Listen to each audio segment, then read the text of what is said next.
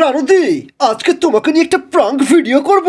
তোমাকে বিয়ে করে আমার বাড়িতে নিয়ে যাব, আমার বাবা মায়ের রিয়াকশন দেখবো। Oh my god. A few moments later. বাবা, আমি রানু মণ্ডলকে বিয়ে করেছি। এতদিন পর একটা কাজের কাজ করেছিস। দুটো নেপালের টিকিট কেটে এনেছি, কদিন বৌমাকে নিয়ে নেপালে হানিমুন করে। বাবা, আমি তোমার সাথে প্রাঙ্ক করছিলাম। আমি রানুদিকে বিয়ে করতে যাব কেন? যাও বৌমা, সারা জীবন তো ব্লগাররা তোমার ঘরে এসে পড়েই থাকে। আমার নাতির সঙ্গে হানিমুনে গিয়ে আমার নাতিকেও একটু ভাইরাল করে দাও। যা সালা, প্রাঙ্ক করতে গিয়ে আমার বাঁশ হয়ে গেল।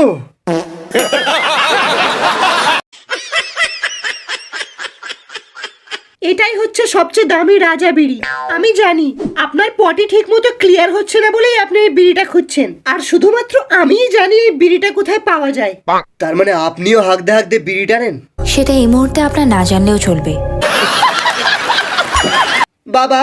হ্যাঁ বল। আমার কিছু টাকা লাগবে, বন্ধুদের সাথে পিকনিকে যাব। 31st তো একটা পিকনিক করলি। 31st না বাবা, ওটা আগের বছরে ছিল, আবার এই বছরে যাব। কাজ কাম তো কিছু করিস না, সারা বছর শুধু পিকনিকে গিয়ে কাটাস। আমি জানি তুই পিকনিকে শুধু মদ খাওয়ার জন্য যাস।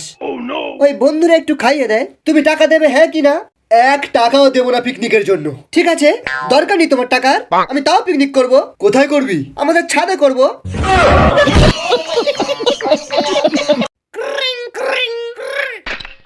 হ্যালো, পচা চক্রবর্তী। উনি তো এখন বাড়িতে নেই। আরে সালি, এটা আমার নাম রে। তোকে হ্যাপি নিউ ইয়ার বলার জন্য ফোন করেছি। এবার রাখ, রং নাম্বার। কে ফোন করেছিল পূজা? ওসব কথা বাদ দে, বাথরুমের গিজারটা খারাপ হয়ে গেছে, আমাদের ঠান্ডা জল দিয়ে চান করতে হবে।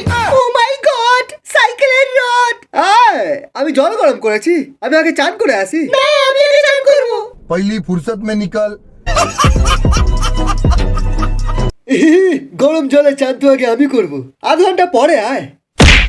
বাথরুমে তো আগে আমিই পা রাখবো। হাট! আমি আগে চান করতে যাব। হ্যাঁ, মার শালাকে। अभी मजा आएगा ना भिड़ो।